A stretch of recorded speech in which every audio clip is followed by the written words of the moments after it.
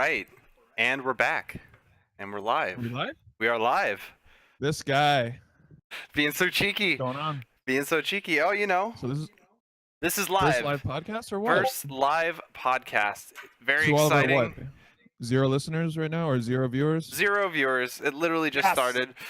We're changing the pace a little bit. Friday's normally my earlier stream, so I'm going to go straight from the podcast here with you straight into Fable, which is straight. Just right in there. Fucking the Fable game. So for those of you who don't know, who are watching this or listening to this, those of you who have listened to the podcast know who this is. But this is Reprobate. You go, girl. Is it backwards for you right now? No, it's straight up for me. It reads properly. You go, girl. Reprobate has been my cohort, my partner in crime for like 20 years. Like, holy shit. Exactly. Like 20 years, dude? Nearly 20 years, yeah. Since what, 3rd grade or before? Did we know second, third grade, something like that. So maybe like 18. I'm rounding. This we learned rounding in 3rd grade. Yeah, there you go. The math that we're familiar with. He is the one that gifted me the copy of Fable. I did. That I tell that story real quick? Yeah, we could tell that story real quick. Essentially, you want to tell it or do you want me to tell it? Yeah, well, I'll just tell my perspective. So I was going to get a birthday gift for old Abatus here, and I was like, what should I get him? Obviously, he likes RPGs and stuff. So I went and to EB Games, or was it? Yeah, it was EB Games. It was EB Games back then. Yeah. EB Games back then. So I went there and I was like, Fable, that's the one, got it. And then we were on our way to medieval times, right? Yeah. And so I went to his car and I gave him the game like on the sly, so his dad didn't see it or whatever. And he was like, oh shit, this is like for teens, man. This is not rated E for everybody, so I gotta like hide this shit. Like, slides it under the seat or whatever, and like, yeah, it was funny. Yeah, it is M for mature. You know, that little old mischief makers here. Yeah, just is it M for mature? Yeah, it's M for mature. Oh, that's what it is. Mature for blood, strong language, violence, and sexual themes. This is the first M-rated game I ever owned, thanks to Reprobate here. Thanks to me. Yep. So he's responsible for the glorious Fable stream we've been getting recently. Yeah, but partners in crime. You'll see us. When I'm streaming, he and I will play together. You know, everything: PUBG, Counter-Strike, Overwatch. Speaking of which, congratulations on your first chicken dinner. And congratulations on your 4th chicken dinner. Kind of unfortunate I wasn't streaming for the first chicken dinner, but it's all right. It's okay. PUBG is saturated when it comes to streamers. I'm not Shroud. I'm not Dr. Disrespect. Not yet. Dude, I saw a video of Dr. Disrespect. It was fucking hilarious. This guy wears shades or something. And shades and his mustache, and he's. I mean, I'm new to PUBG, so I don't know all the common streamers. You're fairly new to Twitch as well. I mean, I've known Twitch, but yeah. I don't yeah. Well, it's just like, yeah.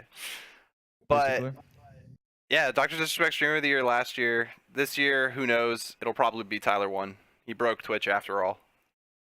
That's right. You were telling me about that. Like some 406,000 viewers on one stream. On our podcast, like right now. I would lose my mind.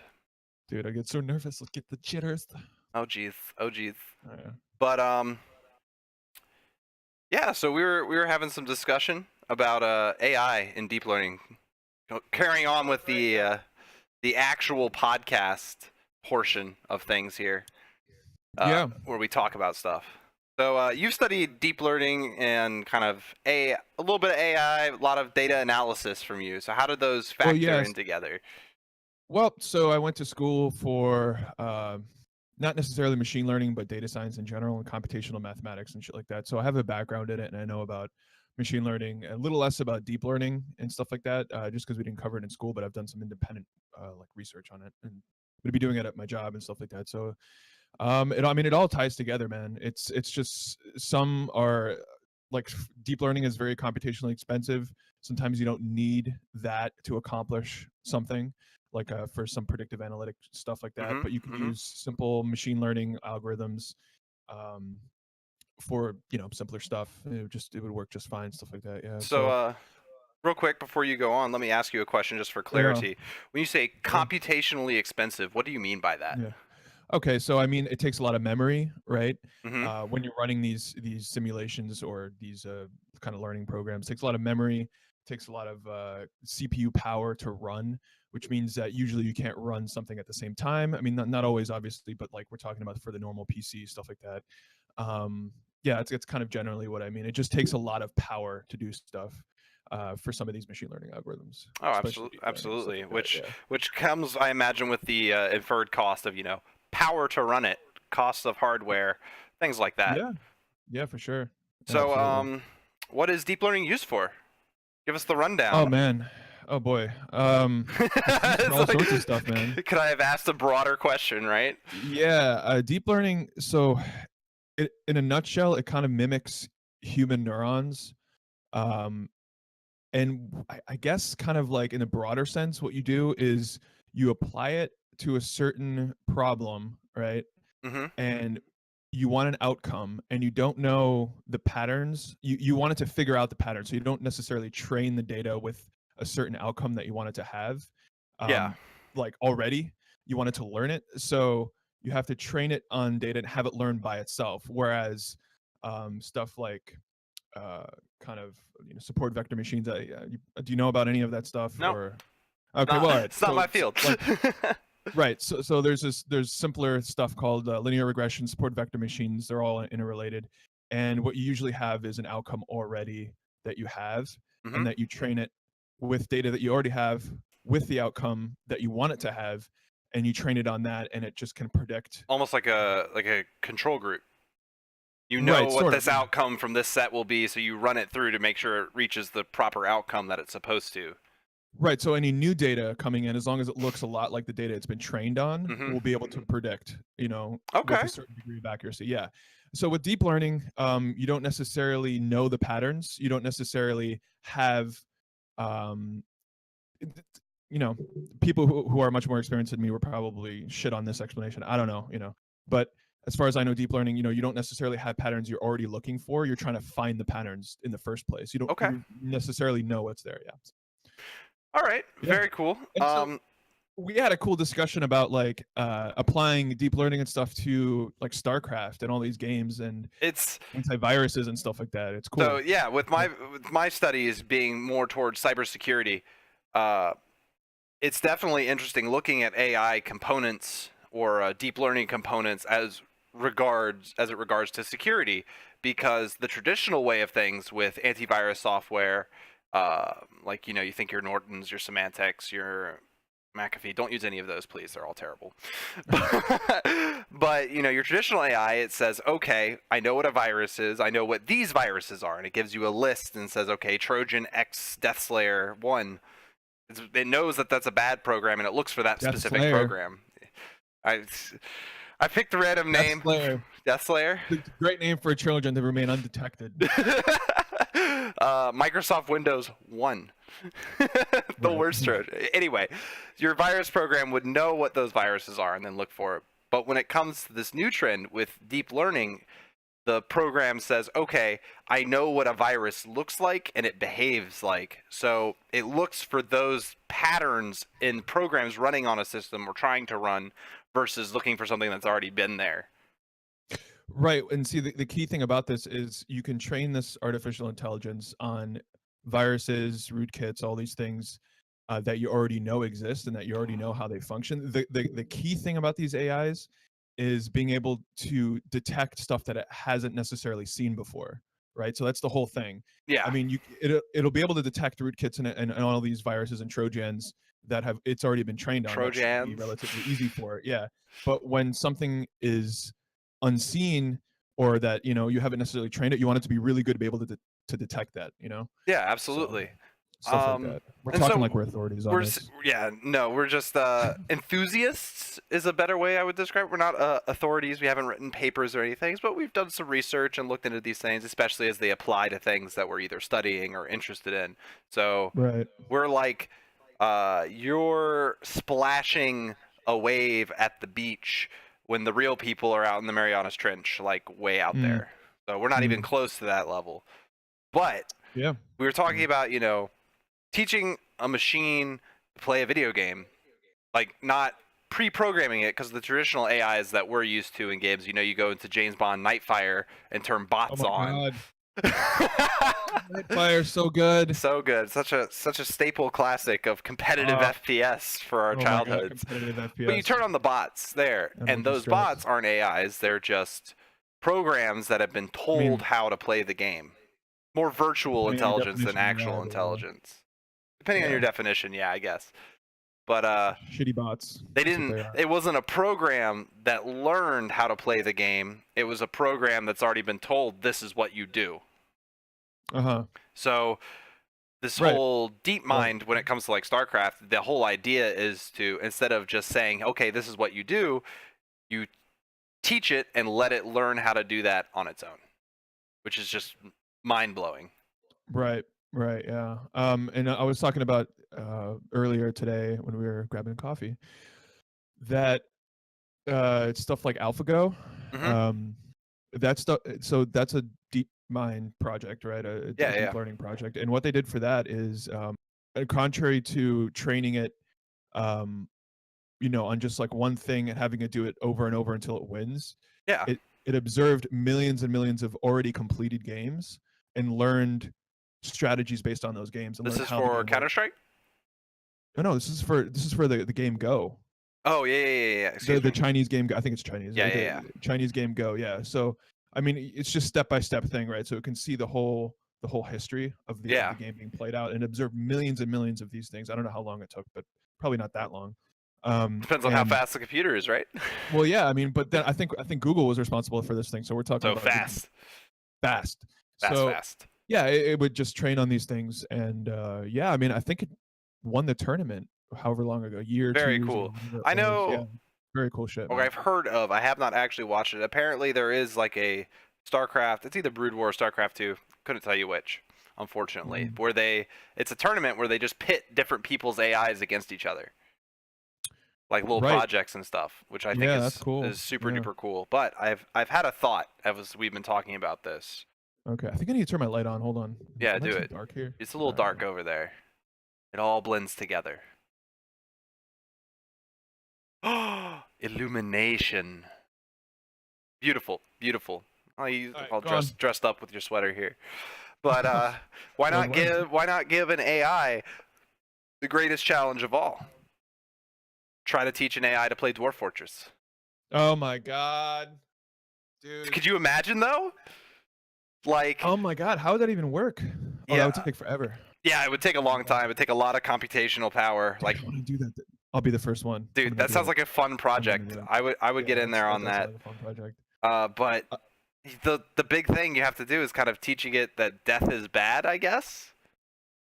And Yeah, that would be the fitness thing, I guess, yeah, is how like the time it takes between when you start and when you die. And you can have different variables, like the more money you have between between hmm when you start and when you die, kind of is, you can measure it that way. Like, oh, it took a very short amount of time, but you made a lot of dwarf bucks or whatever the fuck it's called. gold. And gold, and you can measure different variables, stuff like that. But I think the main one would be how long it takes between when you start and when your fortress just goes kaput. Yeah, So, absolutely. yeah. Well, I wonder. I'm curious about, because from the human perspective of Dwarf Fortress, we say, okay, we want to survive as long as possible. What do we do? Well, we make a fortress. You make a fort, you make farms, you have your supplies to keep your dwarves alive, etc. But I wonder if a machine learned deep learning AI would take the same thought. Maybe it'll just send all its dwarves off in random directions hunting and see how it does. Well, yeah, I mean, that's the thing about these programs is, they find novel solutions to things because it just keeps doing it until it works. So once it finds something that it works, you have different, It'll keep pushing species. that. Yeah, Yeah. it'll keep pushing that and it'll expand on it. Kind of So similar to how evolution actually works as far as like the genetic algorithms I mean, behind that's it. kind of the idea behind it, though, right? You're trying to Right, teach a right, yeah. machine to do something the way genetics or the human mind takes a problem or pushes it out. Right, exactly. Or just living things in general. Yeah.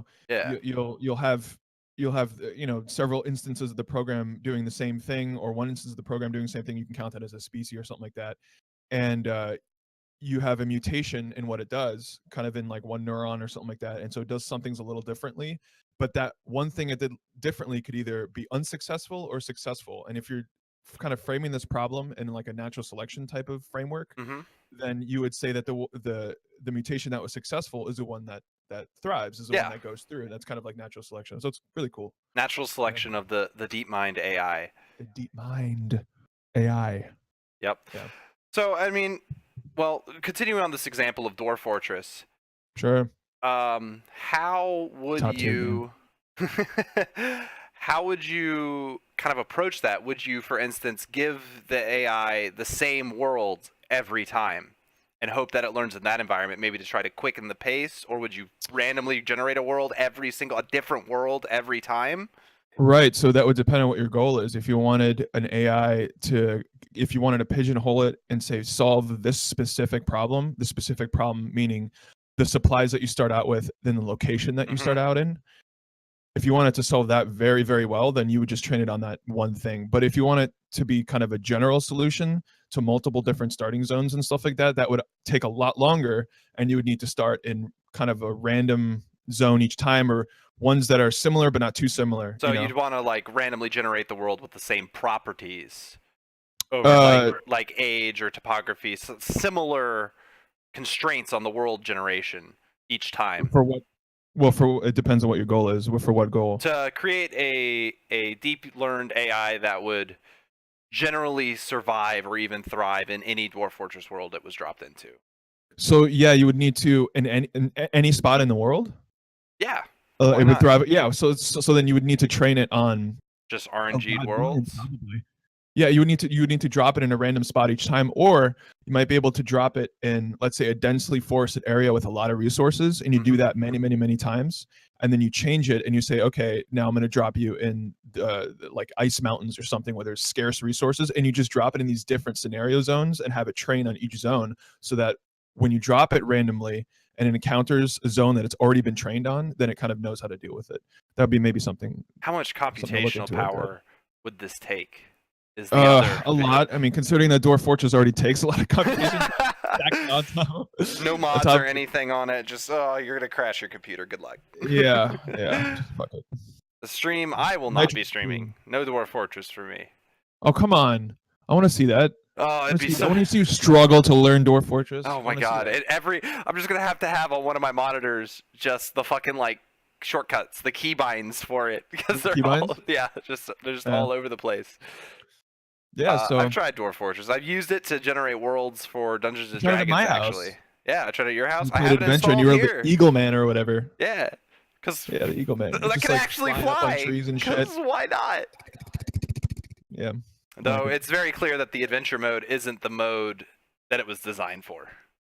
Survival mode all the way. Need some work. Need some work. I mean, it all needs some work, but Toady and the other guy. I mean, props. Or the two developers, they're brothers, and they do like amazing. It's their life's work, this is what they do. So. And it's phenomenal. Ooh. Oh yeah, and both of them are just geniuses. They're just absolute geniuses. Though I wish they would open up a little bit. What do you mean in terms of what? Well, excuse me for a second. You have to entertain my viewers. I have to take this. I apologize. I apologize. Oh God, what am I gonna say?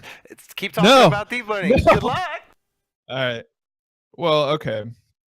I mean, about deep learning or what? I mean, I guess there's different facets of it too. I mean, like I was talking to him earlier, you got deep learning, which is kind of more computationally expensive than most of these algorithms, and you could apply it to finding patterns where you don't know patterns exist, right? You can do stuff like that. An example would be kind of epidemiology, let's say, kind of finding patterns in people's health with different features or different variables, such as age, have they been sick before, stuff like that, and you can try to predict whether or not someone's going to have a certain disease or whatnot.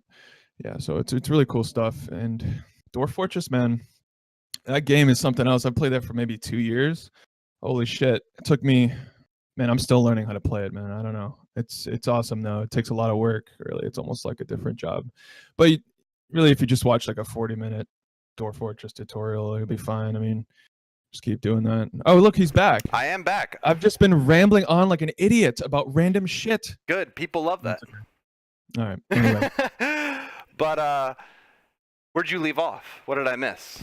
Oh, I was just talking about how you got to watch. I think the last thing I was saying was you got to watch like 40-minute to an hour like tutorial video on Dwarf Fortress to get a comprehensive like understanding of how to start the game. Any idea of what you're doing? Just to even before you even get into the world, just to get it going. just to get it going, just to like get in there and be like, okay, what the fuck now? And then like that's a whole nother. What the fuck now? Yeah, it's a couple hour tutorial. It'd be there for days. Yeah. Just basically going at it. Well, dude, what do you think? What do you think? Let's change subjects here. All right. I was gonna ask you about PUBG and what you think about it. I'm torn. Because you just recently started playing it. Me too. So there are aspects I like about it. There's aspects I dislike about it, and there's things I think it does better, and then things it does worse than its competitors. Having put a few hours into it now, my biggest complaint is that honestly, I'm already a little bored. Really? Yep. I feel that. I mean, there's only one goal of the game. Is survive. And survive. But then again, stuff like Counter-Strike, I mean, I don't know. There's one goal too in CS. I mean, so what makes you so bored about it really quickly? Well, especially I enjoy it more when I'm playing it. I don't really enjoy streaming it because I'm not a gun god like Shroud. I can't just drop hot and then kill everyone that I see. Okay. So for me, there are two ways I can play it. I can either drop hot, hopefully I get a gun, maybe get some kills, and then just die horribly, or maybe not die. Well, who knows? Or I can play to win. I can drop intelligently, for me, like out kind of in the middle of nowhere, and then surf the gap and push things forward that way. And my issue is that, for me, the fun way to play or I should say the entertaining way to play, and then the way I play to win are very different. They're not one and the same. Oh yeah, but even for Shroud, I mean, I think he said something similar. Like, you know, he does what he does because it's what the viewers want to see. It's the most entertaining. You know, you drop a military base and you just fucking own 30 people right off the bat. You know. Yeah, but that's what people want to see. But phenomenally. Right. So if you want to play to win, like we usually do off stream, then it's kind of boring because like the game doesn't even really start until the last like 10, 12, 15, 20 people, you know, and when that gap is closing down, it's just like a small little circle, you know, when you have to see each other. But I swear to God, I don't know how many games I've played where I haven't seen a single group or person until like 10 minutes into the game. Like nada. 20 minutes in, you're just driving around, you encounter nobody. But I mean, it's interesting because while we're still on Shroud, and then we'll move on to other aspects of PUBG. I watched some of his stream. It's awesome. And he says that he actually enjoyed playing PUBG streaming more than not streaming because of the stream snipers. Right. He enjoyed that aspect of it. So explain what stream snipers are. Stream sniping, for those of you who don't know, and you're on Twitch right now, so I assume you do know, is when you go to a streamer's stream and try to queue up at the same time as them, get into a game at the exact same time as them, so you're in the same game, and then you can either target them or team up with them. Most of the time it's target, people trying to troll streamers and stuff like that, get their 5 seconds of fame. But Shroud says he enjoys it because it means people are constantly throwing themselves at him and he could just kill them. It makes the game more interesting for him, which I believe, top tier player. But moving on to the rest of the PUBG, I enjoy it. I get why people really, resonated with it and hyped with it.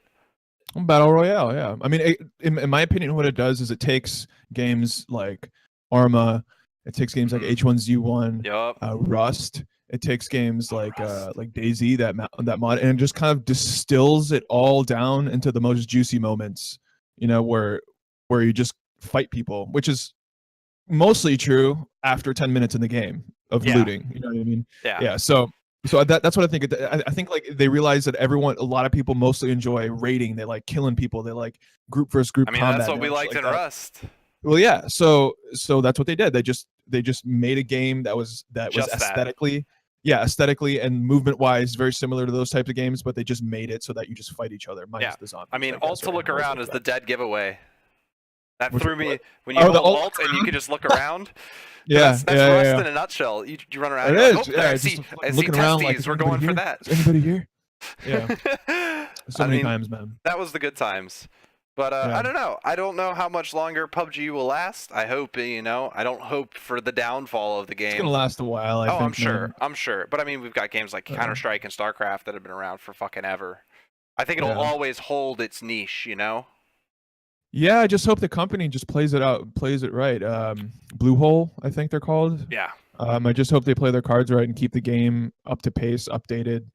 Anti-cheat stuff like that. Yeah, you don't say.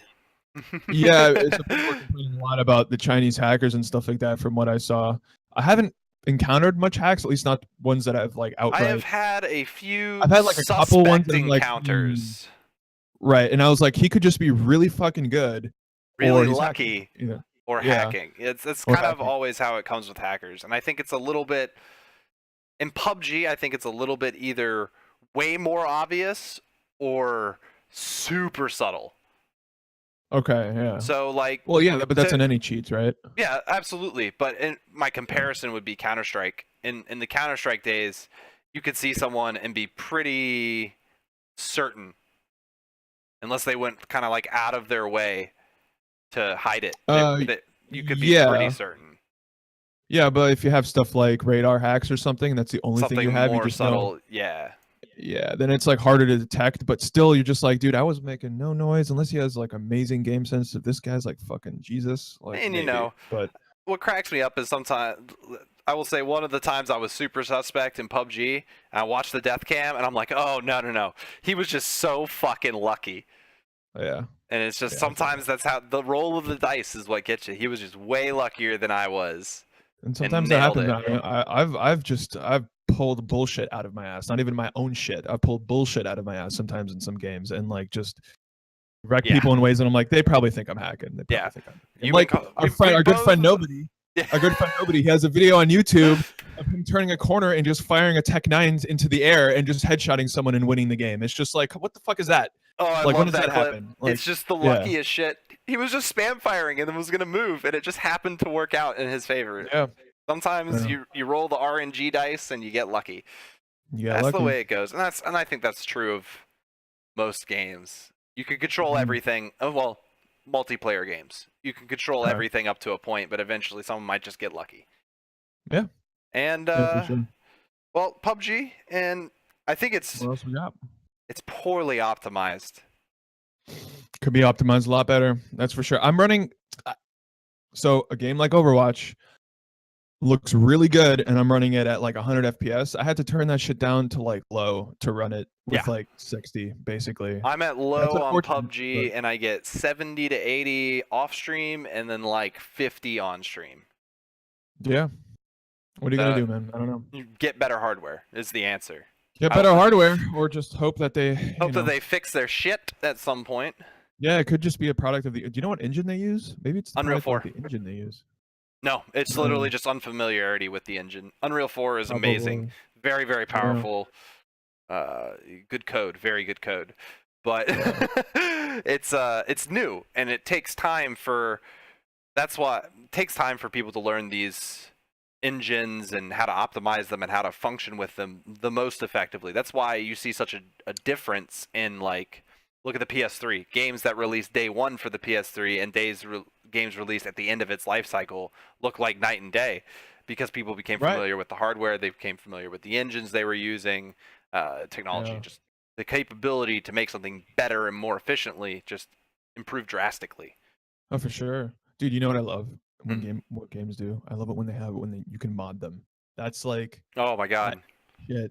There just comes new games. Like, I don't know, off the top of my head, stuff like Oblivion or Skyrim. I mean, Jesus Christ, look at those games in the mods. Did you ever see how deep I went into modding Skyrim? The balls deep? I don't know. I spent about a month modding Skyrim. Not playing Skyrim with mods. Literally finding and implementing new mods and getting the build together and making it work properly. So you just like the technical aspect, not even playing it with mods? It was cool because you had to kind of debug them. Mods have to be in a certain order to load properly. Like, it's a whole new world. And I mean, most of the time you need like 2 mods and you're good to go. There's really not that much. I think at my peak stable build, I had something like 127 mods running at once. Jesus, dude. Yeah, I went. Was that slowing down your shit or what? Yeah, fucking 5 FPS. Yeah. Actually, most of it was gameplay mods. I changed the magic system. I made it more survivable. Like you could get cold and Right. you would get hungry. Yeah. I did not implement needing to sleep because there are some serious like survival immersion mods for it where you have to like sleep and you have to eat 3 times a day or you're gonna start suffering. Like it's crazy. I was like, So people minor realism.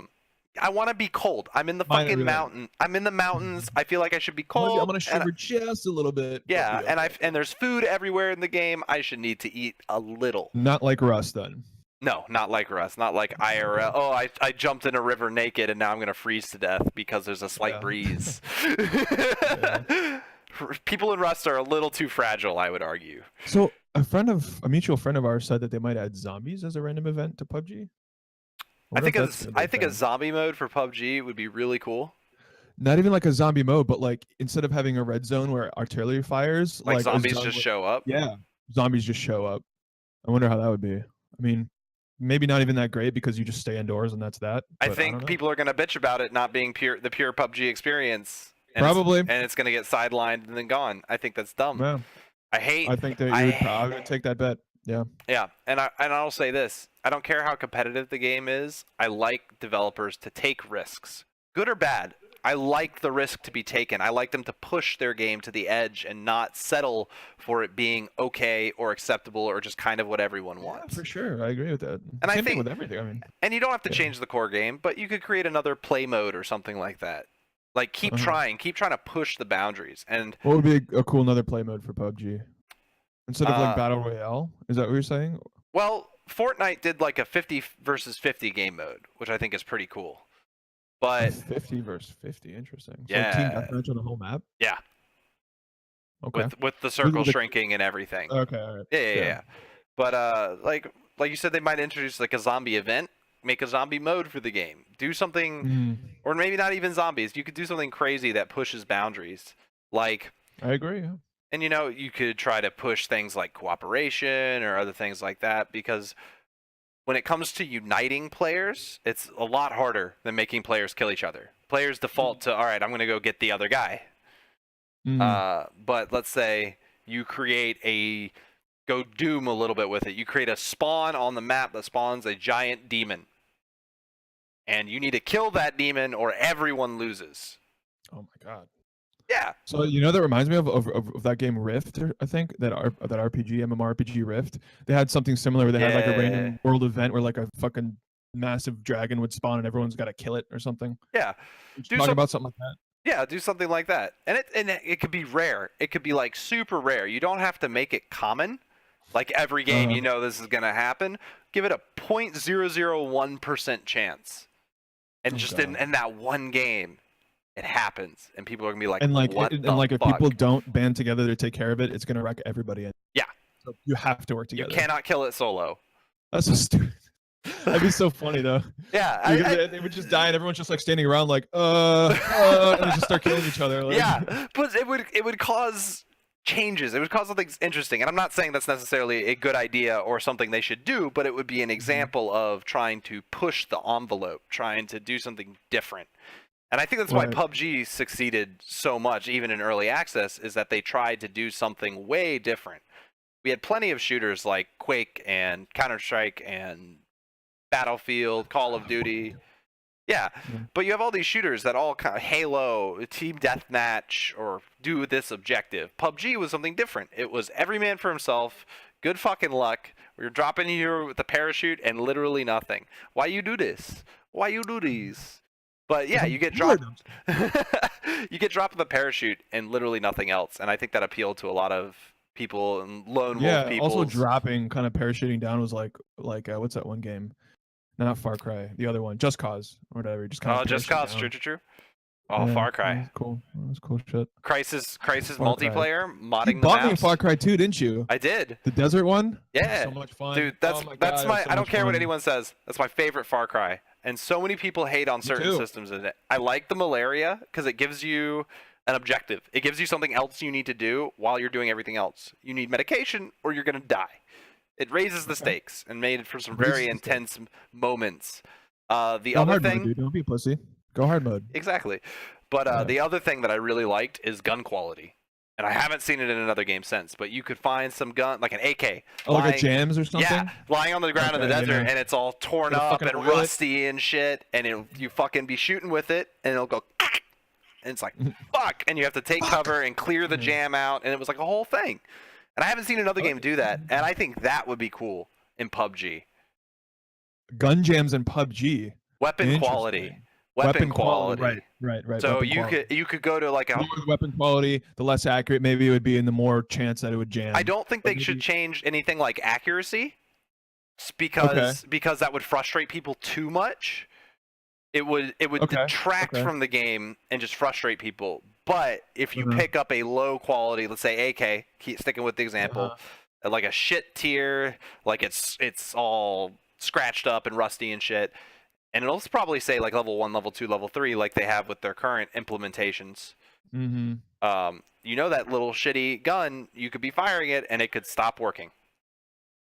Yeah, I wonder though, it would have to be a low chance, because if it's too high of a chance, then the people that get level 3 weapons would probably just dominate. Well, people who get crates often dominate anyway. What's the difference? Well, the difference is that your guns don't jam if they find the stuff in the crate. You can still kind of fight back. You know what I mean? Yeah, absolutely. Yeah. But I think something like that would be an interesting avenue that they could take that would cause like the hype adrenaline, you know? When you're feeling it and you're like, oh yeah, this is when things are getting real. Fuck. Just gotta force you to take cover. It will change the flow of combat from the first person who sees someone is probably the one that's gonna win to it can make shit interesting. It would create more mind games, which I would like to see.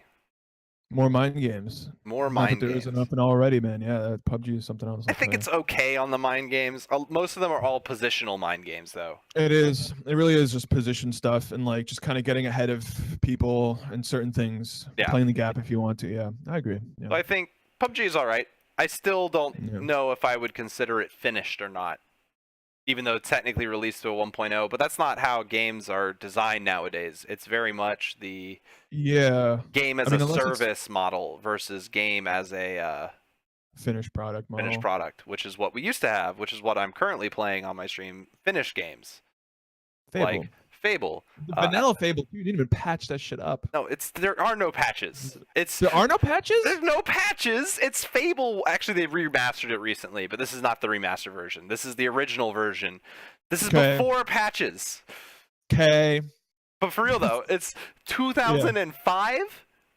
2005. Oh, yeah, this looks pretty boss for 2005 game. Native 1080. Let's go. Yeah, native 1080 support. Like I booted in the game, was like, I want to change the resolution. Let's see what they have, and it's 1080, and I was like, oh, 1920 by 1080. Let's go. This 12-year-old game has 1080p. But I mean, I think that's easy to implement though. It just looks at the monitor output. So many Call of Duty, which I played on stream. The first one, nope, doesn't have it. Huh? What does it have? 720? Nope. Not even that. Not even that. What? It's like they have like the 1280 ancient caveman. Yeah, 1280 by like 768. Oh my god, you can see the pixel blocks on there. I had to modify the config file to make it run in 1080p so I could stream it kind of effectively. Yeah.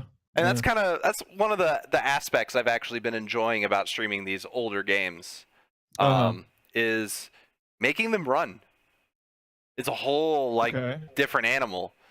A lot of like I tried to make a game called Black and White run, which is you couldn't do that, could you? Nope.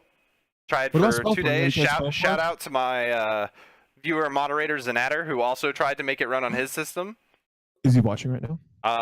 According to my things, yeah. But he might just be in the have us in the background while we chit chat before the game starts. Delicious food. I love food. Oh, could use food right now. I'm hungry. Yeah. But where we at? Fable. No, Black and White. Black and White. It would That's not where you run. play God, right? Yeah, with the hand? You're literally God, and you just have a hand, and then you pick people up and do things. So it's an RTS. Yep. But you don't have any direct control. You don't say, okay, you units go here, you units go there. Oh, what's up? That's Zanatter in the chat right there. Peeking through the window like he's playing PUBG. Wow, yeah, I see that. He's like, Zanatter is real creative with the emotes. Maximum appreciation. But, yo, create me a Zenyatta emote, dude. Oh, true? True? Not you, Zenyatta. No, Zenyatta, Xanator. Zenader. I don't That's know. not the pronunciation. I just say it how I read it. It's the easiest Zenader. way for me. But Zenadir. is Zenadir? That sounds like a class in like Whatever, a you gotta put the strategy emphasis game. on the right syllable. Like where'd you build a Zenadir out of? What, like the barracks? Is it a cavalryman? No, Does he come from the stables? It's a machine thing. It's a machine, like a trebuchet. It's a machine thing. Oh, okay. back It's a in the- siege engine. It comes from the siege workshop. siege engine. Yes. Yeah, it's okay. Yeah, We all know. it builds tunnels.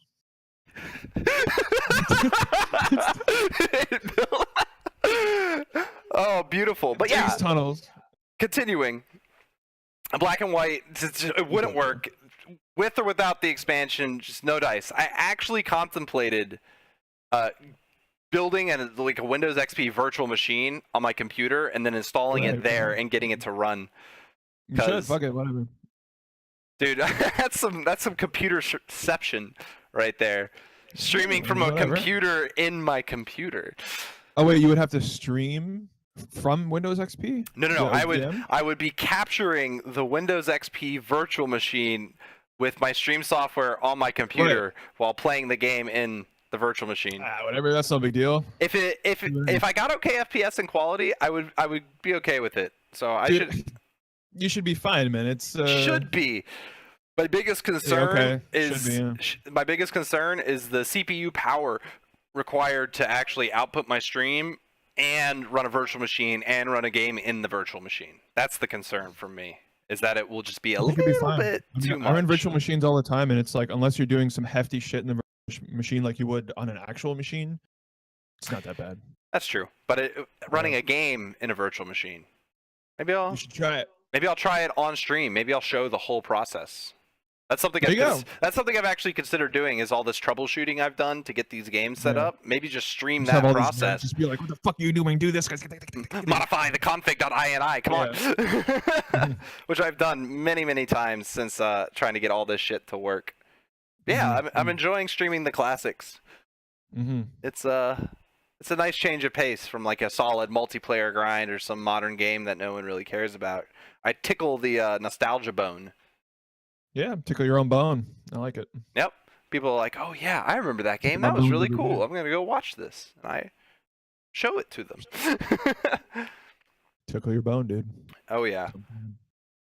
But yeah, it's what else want to talk about, dude? We've been cruising on this gaming tangent and I'm enjoying it thoroughly. So yeah.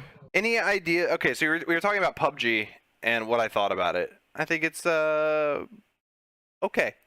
I think it's okay. Out of 10, what would you give it? 5. What's your personal? You give it 5 out of 10. 5 out of 10. 5 out of 10 on my scale, which I've said a few times before on stream. A 5 out of 10 for me is an average game. It is something that is perfectly accessible to spend the full price of whatever it is on that game. You'll get your money's worth out of it. It doesn't necessarily excel in anything, but it's not terrible in anything either. A genre isn't something. Would you agree that there exists a game out there that is worthy of a 10 out of 10? I do not, because perfection doesn't exist. I don't think so. So you can't give it the closest things that get there as close you can as to 10 as you possibly can, you know? Yeah. But you can't quite attain it because there's always going to be something, you know what I'm saying? Yeah, absolutely. There are 3 games. Breath of the Wild. Breath of the Wild is one. And I have not decided if on my rating scale whether or not it will be better than Ocarina of Time or Half-Life 2, which are the other 2 games that come close to a 10. Half-Life 2. Oh my god, Half-Life 2. Talk about They're- nostalgia. You should stream that, dude. Stream that. Come all on. of Half-Life? Don't be a pussy. Half-Life 1 and Half-Life 2? Just go through the whole thing? Yeah, fuck it. Why not? It's not like it's forever. I'll add it. That's true. I'll add it to the list because right now we've got Fable, and then we've got KOTOR, and then maybe Fable 3. Yeah, dude. All right, I'll see you next year, man. When you're ready for that shit. I've got the whole lineup going, things people want to see, which is good because my whole idea right now is I'm just trying to build people who want to see these things. So, build people. Army. But yeah, on the rating system, I don't necessarily think every game is a 7 out of 10 as the rating industry seems to think. And then for me, a 5 out of 10 is perfectly acceptable. That's where you want to spend your money. But that's the key word. It's acceptable. It's acceptable. No more, no less, right? Most games nowadays are acceptable. I think it's few and far between that are exceptional in anything. Exceptional. I would Overwatch say exceptional? Overwatch is like a 6.5 out of 10. Okay. Like it's Is there a not multiplayer game that's exceptional? StarCraft 2. Okay. StarCraft 2 is I'll like be an more 8. specific. Is there an FPS multiplayer game that is exceptional? Choose your words carefully, sir. Just kidding. An FPS multiplayer game. Unreal Tournament, Quake, CS, Doom, anything. Painkiller, shit, anything. I think CS:GO might be the Duke Nukem? closest. Oh fuck that. Yeah. Not the for, new one. Come on. for multiplayer purposes explicitly. It's either going to be Counter-Strike, Global Offensive, or maybe CS Source, honestly, in its heyday. I like CS:GO more than Source. I do as well, but I'm I telling you, like Source, but it's nostalgia at this point. that's true. That's true. Yeah. I would say probably CS:GO or the previous iteration of Quake before Quake Champions. Quake Live? Quake Live was a fan project, was it not? Well, yeah. So okay, all right. So what? Quake 3, 4? 4, I think it is. 4, yeah, Quake 4. Would be yeah. except like 7's up in there, maybe closer to an 8. You played Quake 4? I did a little bit, not a lot. Yeah, Not a okay. lot. I'm not like I Okay. played Quake Champions or Counter Strike or anything like that. Fair enough. Yeah. I find a lot of games that are lower, closer to like a 4.5. Like here's an example of how my rating scale breaks down. Mm. Let's take the Mass Please Effect explain. series. Mass Oh Effect god, 1. 10 out of 10 for you or what? Nah, I wish. No, not that good. Trying to No? be unbiased in my ratings here, I would give the first Mass Effect probably a 6, maybe 6.5 out of 10. The second Mass Effect is like an 8, Oh Jesus. Okay. 8.5, 9. It's the best of the series, like bar none. 2? Mass Effect 2 might even approach a 9. Mass Effect 3 is like a 7.5. Go back down a little bit because they had some problems, and then Mass Effect Andromeda is a 4. Mm. Okay. It doesn't hit the 5 point because it doesn't meet the minimum standards of a game.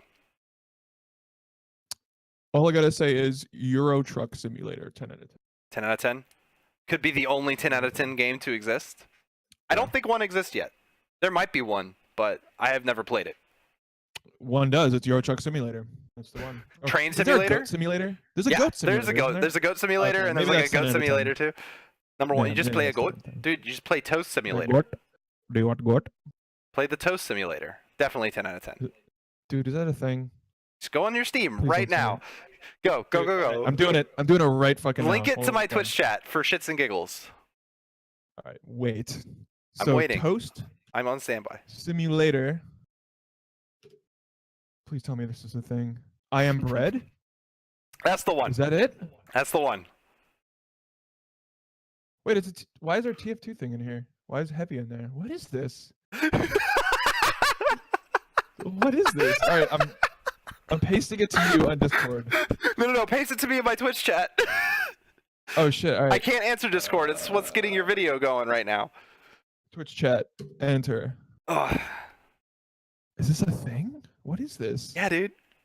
There's just a bunch of show it on your screen or whatever.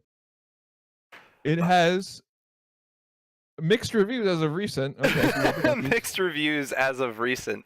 so it says you are bread. Your mission become toast. Take on all hazards to deliciousness as you head on an epic adventure in one of the toughest games ever baked. All it's the game bread. modes- You're right. All the game modes, including Bagel Race. Ooh, that sounds good. Got to get on that bagel race. Wow.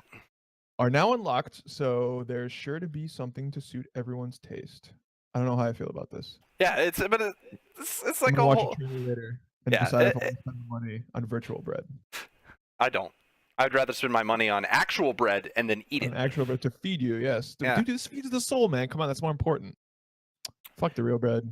No one needs that real bread. But yeah, I mean there are games for just do it. everything, and I don't think.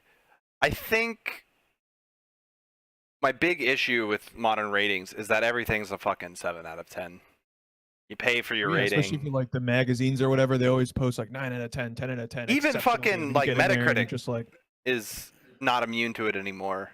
It's yeah, infuriating. because anybody can leave a review. I mean, I don't necessarily need to know your personal opinion on why the newest Call of Duty is the best one and your favorite game of all time. Because the reality is, it's still probably a 4.5 out of 10. Like, Statistically speaking, yes, probably. that's the reality of the situation. I don't need to read this review to know what your personal feelings are towards it. I need to read this review because I need to know whether or not I should spend my money. And when all the reviews say the same thing, what the fuck is the point? There's no point. What's the point of anything, man? Come on. Make money. Make money. Make money. Start That's why you do deep learning. You get the AI to make money for you, right? I know. It's insane, man. All that sexy deep learning shit. Just jamming out with that deep learn. Yeah, dude. That deep. Balls of deep learning. Maximum learning. Dude, I'm just still stuck on this toast shit, dude. I'm just looking at it. Yeah, dude. There's games for it all. Anything you want or need. And, you know... Rule 34 for games. That exists. There's a mod for Skyrim for that. Come on now. Mod for Skyrim. Where you going? I'm plugging my headset in. It beeped at me. I need to charge it. It is wireless, but it's not infinite battery life. Fair enough. But anything else you want to cover, man? Everything and nothing. We're definitely doing this again. There's so many more topics to cover. Let's split it up into different ones then. You want to do another one later? Maybe not tonight, but like tomorrow? We can do one next week. Same time next week. Oh, you're gonna be but there's a problem with that. Don't reveal that. Don't reveal that. Nah? Not yet. Okay. No, okay. Not yet. Okay. Yeah. That is your business to reveal anyway. It's all right, but yeah, we could do it in the evening on Friday. Yeah, absolutely. Or whatever, weekends. Yeah. But yeah, this is our first podcast that's live. I'm loving it. You can use here, I'll do it myself. You can use the podcast command on I was gonna say like code word in the Twitch chat. Boom. Do what? If you look at my Twitch chat, my bot replies to you and says, "Hey, here's the link to the podcast." Oh my god, look at that. Yeah, no, I'm fancy. I got commands. It's all official now. You got commands, you got keystrokes, you got balls deep learning, you got all sorts of shit, and you're tickling your bone on a daily basis. I like it. Yeah. Well done. So anyway, this was cool, dude. Let's do it again. I enjoy doing it live. This is going to go up on YouTube, and then we can rip the audio and put it up on SoundCloud later. Sounds good to me. Hey, send me the audio. I'll like compress it, do some stuff to it. I'll mix it for you. All right. All right. Thank you, Reprobate, for being here on the stream. Thank you for having me, bro. All right. And all right, guys. And we'll be back soon. And we'll be back. And I'll be back soon because I will be streaming Fable in a few minutes. I'm going to take a quick break. And then we're going to resume Fable, The Lost Chapters. All we're right. actually to The Lost Chapters now. Okay, perfect. All right, guys. Peace. Be back soon. All right.